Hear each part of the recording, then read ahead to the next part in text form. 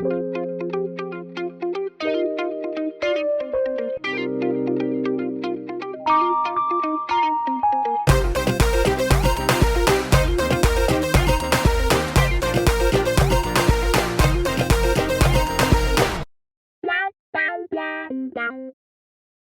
everyone, welcome to Chats Season 4.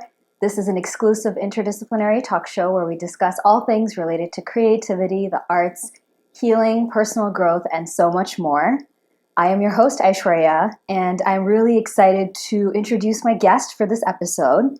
So she is a multi-talented dancer and a natuangam and konakkol artist who I have had the pleasure of performing with. We also have the shared experience of being daughters of dance teacher moms in the diaspora and growing up immersed in artistic communities. She is based out of New York and the San Francisco Bay Area and is certainly a force to be reckoned with in her artistry and her creativity. Please welcome Maya Rau Murthy. Hey! Hi, Maya. Thanks for having me, Aishwarya. Welcome to Chats. Thanks for being here. So I want to start by talking about one of the things I mentioned in your intro, which is the fact that we both grew up as like daughters of dance teachers in the US. So I'm curious to know how that experience has kind of shaped your process and your approach to pursuing the arts and now doing it professionally and full time. Right. I feel like you probably will relate to this too, but having a mother who's a dance teacher makes dance not just an activity, but it makes it a way of living. Mm-hmm. I just remember like morning through night all the time. It was just kind of a lifestyle. And I think having dance and music as a lifestyle and as a path, meaning more, it means to me something spiritually. It means something for my mental health. It means something for my career as well. I think seeing that around me and living that dance and living that rhythm and living that lifestyle, I think, which I feel so privileged to have lived because my mother is a dance teacher, I think is very much what influenced the person I am today. Of course, not to mention everything that my mother has taught me and encouraged me with. Yeah, I'm also curious because this is something that has come up in like other episodes of Chats with other guests, where the fact that you are in an artistic family or something like having those connections kind of influences the opportunities that you get to. Have you noticed if that's also kind of impacted the types of collaborations and stuff you've had too? I feel so privileged to have my mother as a dancer. It does mean a lot. It is a privilege. Mm-hmm. And it definitely does influence opportunity, right? Like even something so simple as I will be working on a piece, right? Or working on something, and I can just go to the kitchen or go downstairs or wherever my mother is and be like, Amma, what do you think about this? And get some really great back and forth feedback, real time, which is such a privilege. Growing up with, I guess, orchestra rehearsals happening in our basement all the time, being surrounded by other musicians and other dancers. Yes, that's a huge privilege. Mm-hmm. I feel so fortunate for that. Mm-hmm. Yeah. 100% relatable content right there. Yes. I think the image of like orchestra rehearsals in your basement just also all the time. People are always at your house. Right. And like, it's cool to be able to like have those creative conversations like in the kitchen, right? Like, just as you like were saying, all the time. Yeah. And I mean, it's interesting, right? Because I think for a lot of us who are artists, it's like we can't really turn that part of our brain off, you know?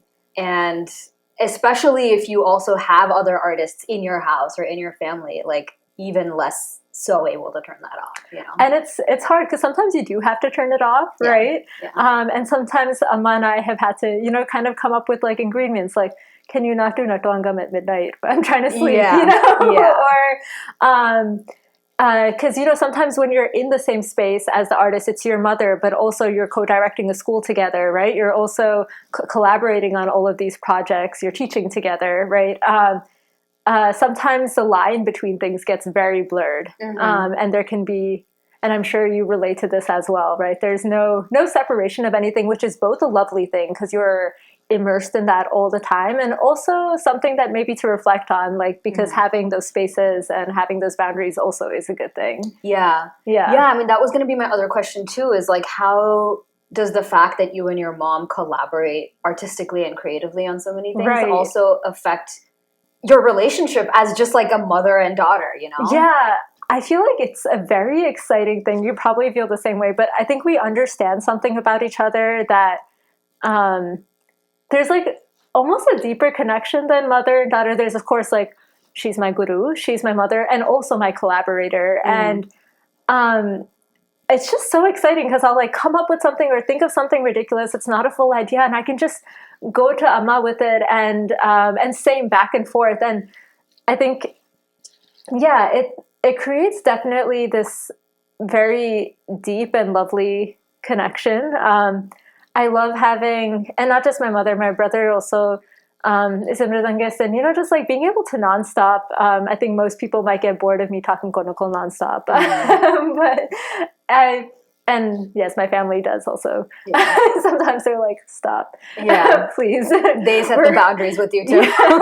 They're like, "We're on a car ride together for 13 hours. You've been doing 2 hours of konakkol. Please stop." Like, for our sanity.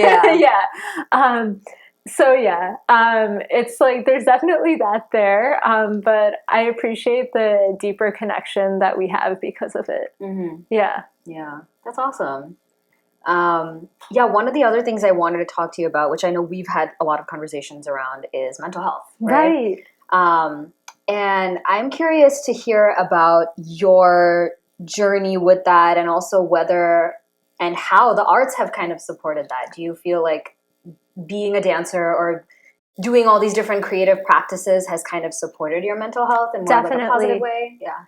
I would say both are true, to be honest. Like, it is, I don't know where I would be without dance and music for both my mental and physical health. Yeah. So like, as a survivor and as somebody who lives with PTSD, konakkol is so instrumental for me to get back to the moment where I am. If I'm having a flashback, or if I'm having a panic attack or something like that, right?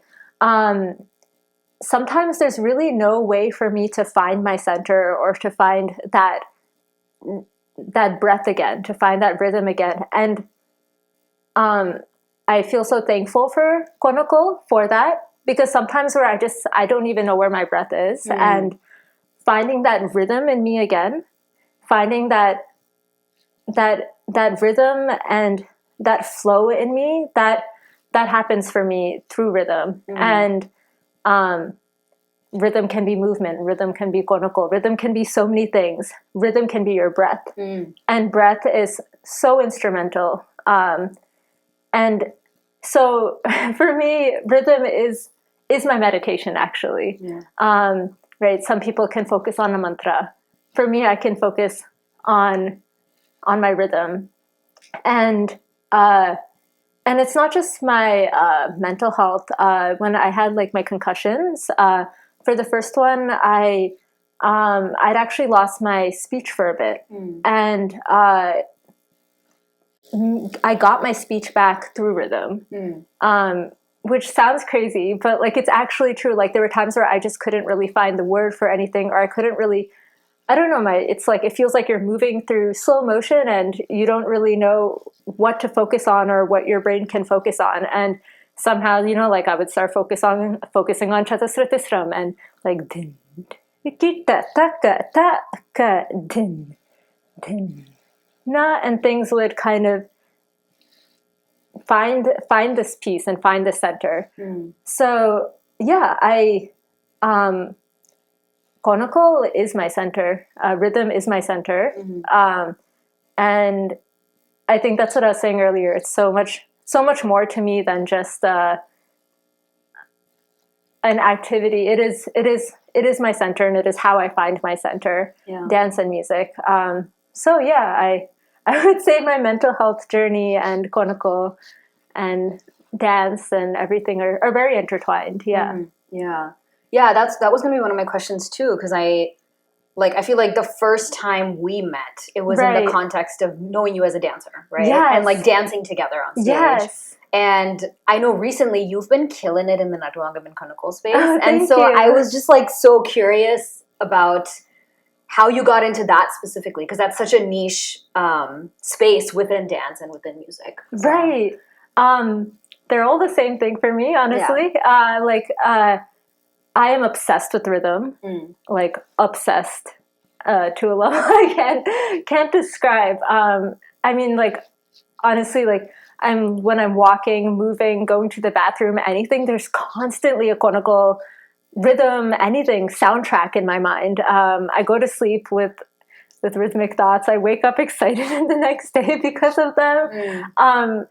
It's like, maybe it's kind of this like pulse, and maybe this also kind of relates to the mental health, that breath, it's that pulse within me. And I feel the same way for dance, right?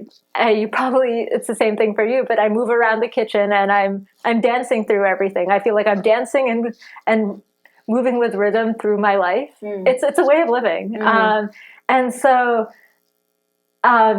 think that has always been a part of my life. So, I mean, I grew up playing mridangam, and I just love konakkol.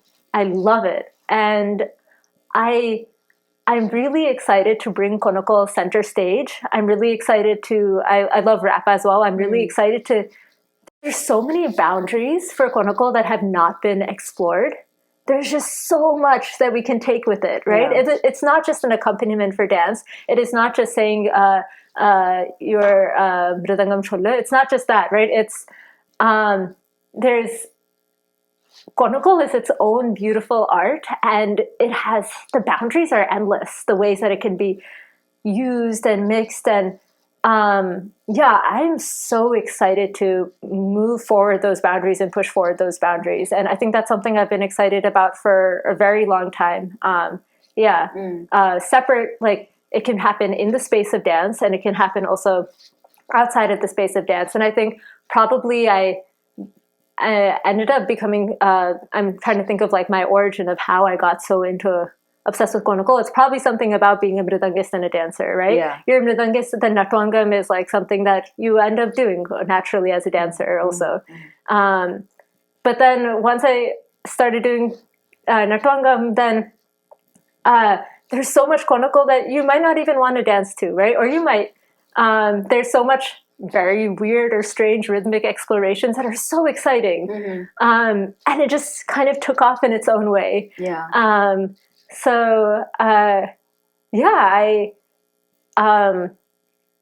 think music and dance are very interrelated to me, but sometimes are also separate things, right? There's just these corners of konakkol that I just want to like explore what that rhythm means, like explore that in some very exciting way that may or may not have a movement attached to it.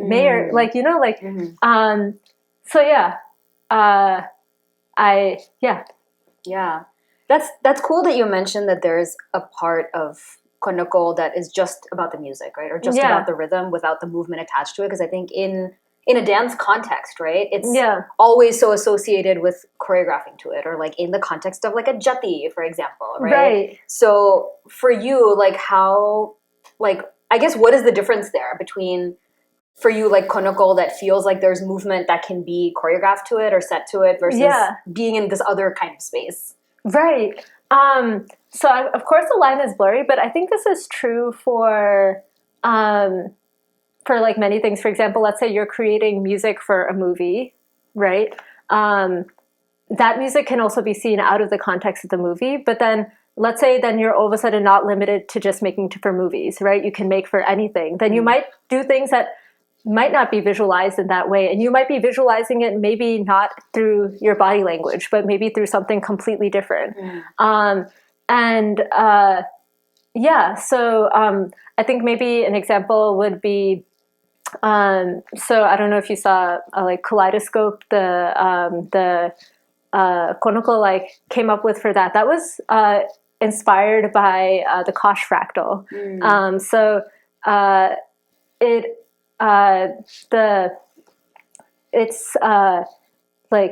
so I guess what I'm saying is like the movement can be inspired from somewhere completely different. Like in the Kosh fractal, in the first level you have this. So let's say you have 3 segments, like 1, 2, 3. This is the first segment, and then this is broken down like this. So you can think of it as like ta, te, ta, tom. That's the first level. Then you can take that first ta and break that down. Ta, kita, tom, ta, kita, tom, ta, kita, tom, ta, kita, tom. And then you can break each one of those segments down into another ta, kita, tom. And so then actually, if you think of that as a visual representation, and then from that visual representation, what does that mean to the rhythm? That's actually a very interesting way of going from chatusram to tisram to sankirnam to 27, which we don't have a name for. But, right. But actually, right, you're doing multiplying by like a factor of 3 as you recursively go down this fractal. Yeah. Right? So the inspirations can be even more than just, I guess I'm not saying it doesn't have movement, but it can have so many more inspirations, like a mathematical inspiration, like the Kosh fractal, right? And actually, that's kind of funny because after I composed that, then I started finding myself dancing to it too. So who knows? Yeah. I mean, it kind of shows up in different ways. Yeah. Right? Like sometimes after I compose something, I start feeling it in my body too. And sometimes I don't, and sometimes I do. But the inspirations can be completely wild and completely different. Yeah. And they can be linked as well. Yeah. But it can be exciting to not have it limited in that way. Yeah. Sometimes it's inspired by, like, I really like rapping as well, and sometimes it's inspired by rap as well. Sometimes it's inspired by random mathematical patterns I see. Sometimes I just have this exciting movement in my head, and by movement I don't even mean dance movement. I mean like rhythmic movement, and that will lead into something kind of weird or strange. Sometimes I find out something like really exciting, like I realized the other day that if you take something that's in a 6-beat cycle and you say it in chatusra really slowly, and then tisram, and then fast chatusram, it actually comes to 16 beats, which is very exciting because then you can take some exciting rupakatala korve, and the first time you say it, you might say it in chatusra tisram. Second time you might say it in tisram. Third time you might say it in chatusram. And then that got me thinking about, what could that mean? And actually that ended up turning into a dance piece. Nice. But like these can come from like really the most random places. Yeah. That's cool. Yeah. I was going to ask you like more about your process of, I guess, I don't know if composing is the right word. Composing is the right konakkol word. or jatis. Yeah, but, it is the right word. I consider myself a composer. So, So, and I know you collaborate also with so many different people. Right. And I imagine the context of the collaboration kind of informs what you come up with as well. Yes. So, I'd love to hear how that space that you're talking about, where maybe ideas can come from anywhere, versus when you are kind of in a space where it is by definition more limited because of it's for a production or it's for a show, it's with other people. Right. Sometimes it can be so exciting when you hear a dancer's vision about something. For Finding Joy, when Surabhi was she had such like interesting ideas, and she was describing something to me that almost sounded like a fever dream, and I was like, and then my konakkol kind of started coming out in that way, right? So that can be hearing, like for dance production, that's actually very exciting, hearing this visualization and then starting to feel that in rhythm. But yeah, as I said, I kind of get inspiration from the most random things, whether it's like a snowflake, like whether it's a Kosh fractal, right? Or whether it's like something I realize mathematically works really nicely out, and then I'm okay, this is like really random, but this is from like this morning, okay? When I was little, I used to really not want to leave the shower because it was really hot. And like I didn't want to go out to the cold. I was in New York. And so I used to count 10, 9, 8, 7, 6, 5, 4, 3, 2, 1. And then that was too small. So then I was like 9, 8, 7, 6, 5, 4, 3, 2, 1. 8, 7, 6, 5, 4, 3, 2, 1. This morning I wake up I didn't want to get out of bed. I was like 10, 9, 8, 7, 6, 5, 4, 3, 2, 1, 9, 8, 7, 6, 5, 4, 3, 2. Then I realized this comes in kundam, right? Like just because of our 10 plus 9 plus 8 plus 7 plus 1 of 10 plus 9 plus 8 plus 7 plus 6 plus 5 plus 4 plus 3 plus 2 plus 1. That is divisible by 5, obviously. It's just an average of like 5 times a 10. So then I was like, oh, this is kundam. And that's actually how I woke up this morning to 10, 9, 8, 7, 6, 5, 4, 3, 2, 1. And then that actually became a 10, 9, 8, 7, 6, 5, 4, 3, 2, 1, 9. And then it became this kind of so I draw inspiration from the most random places. That's really cool. That's an example of how I woke up this morning. The rhythm of life. The rhythm of life, yeah. Awesome. That's really cool. Yeah. And yeah, I think, kind of to your point, inspiration can be found anywhere. Anywhere. It just depends on the lens that you're looking at life through, I guess. Right. Yeah, that's awesome. I want to hear more about like your creative life and your projects in general. I know you also recently got into doing this full time. What kind of prompted that decision for you? Because you were working and balancing the artistic, creative kind of stuff at one point. Yeah. Dance and music has always been such a dream for me. Honestly, so is robotics. But the thing is, when you do so many things at the same time, sometimes you don't feel like you have sometimes it's really nice because they balance each other out. And sometimes you're like, wow, I just really wish I had that space to just think and immerse myself in this way. And I'm so grateful for that space right now. And I really wanted to dare to do what I dream. And I have so many dreams. And but this is one of them. And I was like, you know what? I dare to do it. And just having that space is so lovely. So for example, for this upcoming production I'm working on, Steps Beyond Silence, it's been so exciting to have that space. The two other dancers that we're working on creating this production with, Mrinalika and Meena, they'll come for like an entire week. Well, basically, this is our life, like we'll wake up in the morning, we'll do yoga together, we'll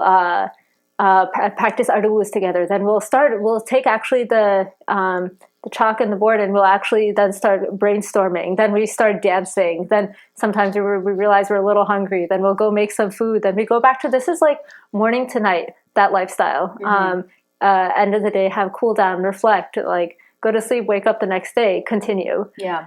And just having that kind of lifestyle where you're doing that is like, it's just so fulfilling and so exciting. So I just feel I wouldn't have had the space to, for example, do that in that sort of all immersive way otherwise. So that has been something that I was looking forward to, and I feel so grateful to have. That's actually such a privilege to have that space. Yeah. I love the word immersive, because that kind of really just captures the feeling of what you're talking about, essentially, right? Yeah. So when you made that decision, were there specific things that you noticed that you wanted to like spend more time on, like whether it was dance or konakkol, or like was there anything specific that you were sort of like, man, I wish I could like dedicate more time to honing this craft, for example? Right. So I guess I'll give both a vague answer and a specific answer. One vague thing is exploring the joy that I feel through it. I feel like I told you, right, I had this soundtrack constantly going on in my mind. And then it's all of a sudden stopped and I have to think about something else. Yeah. And then it starts again, then I have to stop. And to just allow myself to go with that flow, to just let that soundtrack move me, take me in whatever way, that's like, I wanted to chase that. I just wanted to see where would that lead me.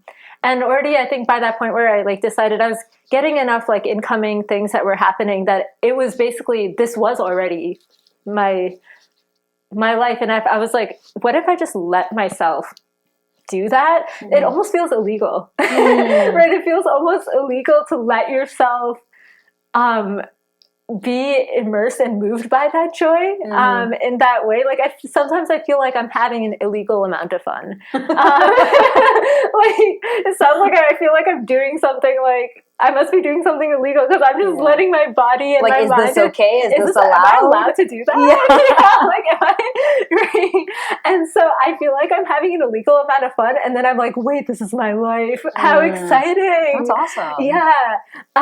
And so just like being able to explore that joy and that excitement and like letting my life just like let the rhythm lead my life.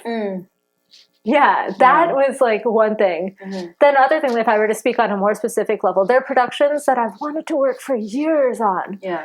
There's specific ideas I've just wanted to explore, but they would take months, years of concentrated time. For example, this one production I was talking about, that requires like a single-minded focus for like that kind of focus that I was telling you about. That requires me to do that. And I wouldn't have that space or energy to explore those dreams in that way. So,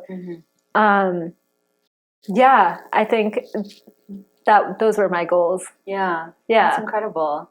Are there any like themes or people or other artists or like types of collaborations that you're kind of, I don't know, manifesting for yourself?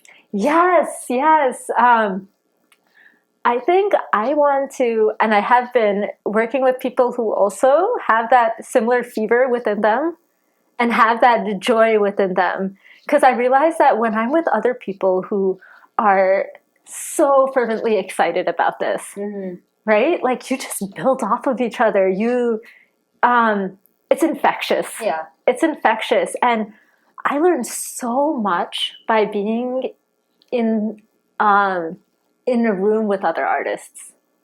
Like each artist just has so much to like contribute and so many years of knowledge and a different way of thinking, right? Even like, for example, one of my really close friends, Saurabh, he's a tabla player, right?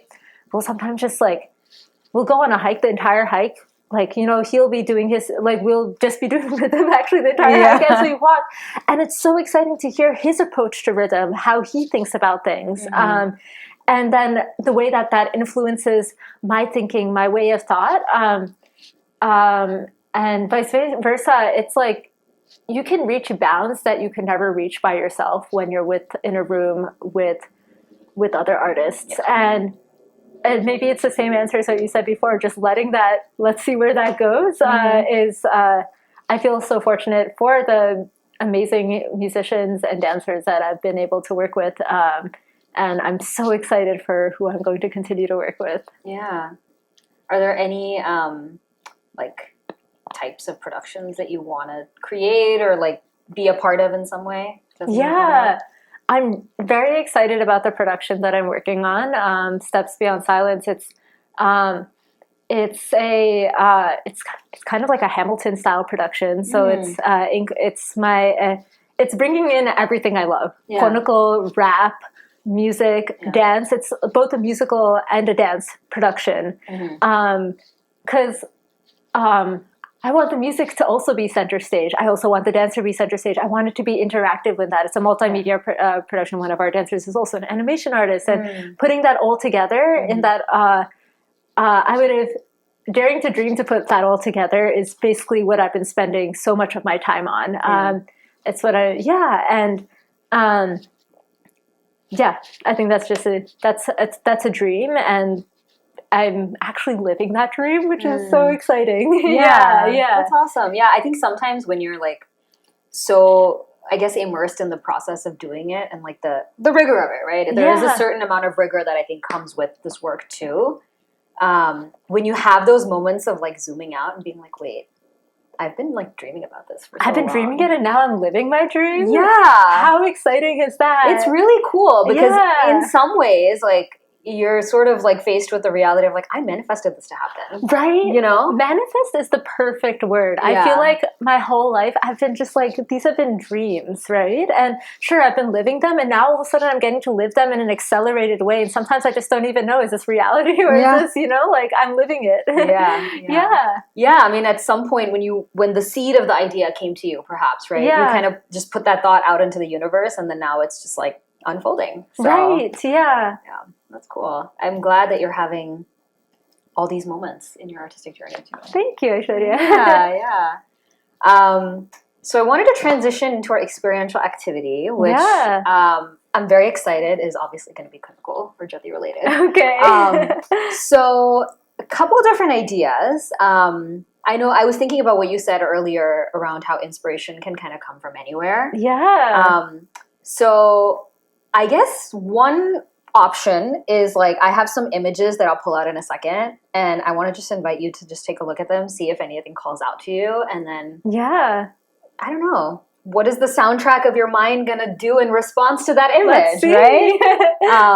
Or we can go the other way around, right? If you have like a jati or a rhythm in your mind, Yeah. and finding a way, like as we were talking earlier in our conversation, like finding a way to translate that into another art modality, whether it's like a drawing or like a written piece or like movement or something else. So Yeah. do you have a particular preference one way or another? Let's do the images. Let's Yeah? see where that goes. Okay, Yeah. sounds good. Images, or what was the other option? So I guess it's like starting with the image and then creating the konakkol, or starting with the konakkol and then seeing what that translates to imagery wise or Let's do the image. word-wise. Okay. Yeah. Awesome. Let's do it. Okay. I'm just going to grab it. Okay. So I have a bunch of different, these are essentially just like postcards that I've collected from various sources over the years. And I use them in my therapy practice, call them art cards, because sometimes they can be like, I don't know, inspiration for clients and stuff when we're working through things. So yeah, feel free to just take a look, see what kind of stands out to you.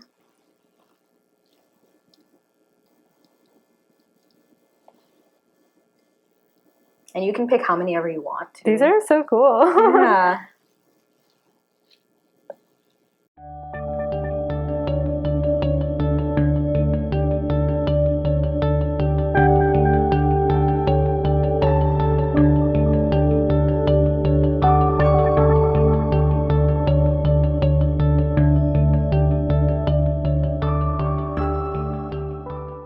Okay.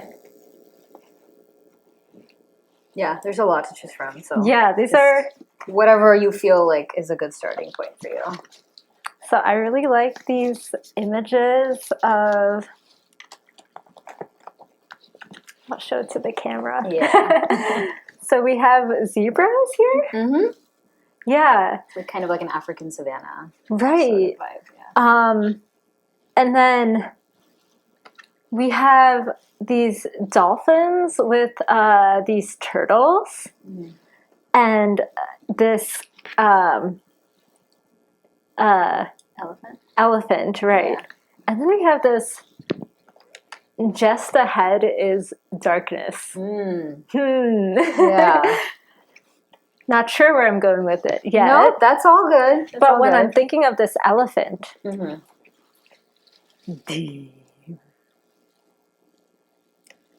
Ta-dim, ta-ka-dim, dim. Ta-ka-dim, ta-ka-dim, nam-ka-da-ka-dum-di, tum, nam-ka-da-ka-dum-di, tum-di-dim. Ta-dim, ta-ka-dim. So I'm kind of almost thinking we're in this like what was the Savannah? word? Savannah, Yeah. right? And there's this elephant that's going about majestically. And then you just kind of have this zebra living its life. Yeah.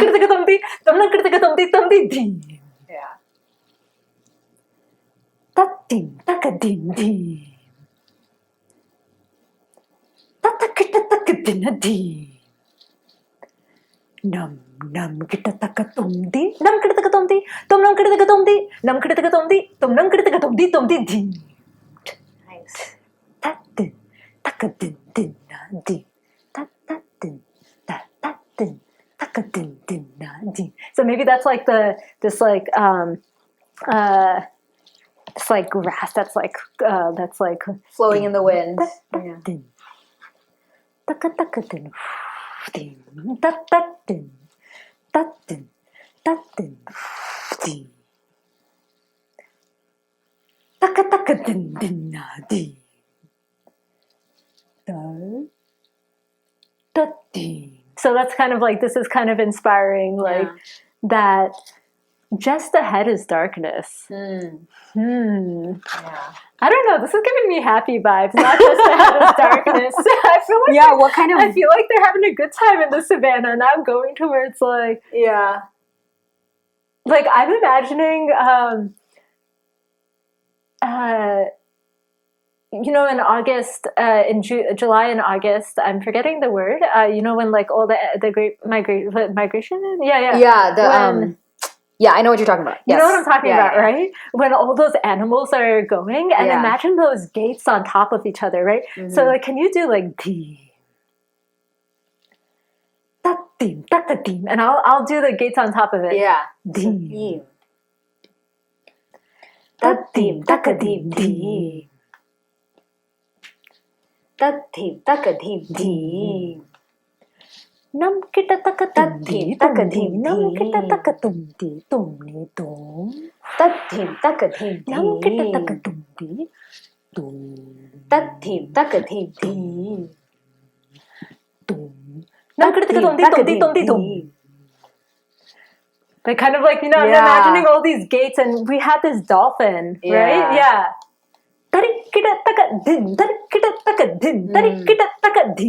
There's like a playfulness in that.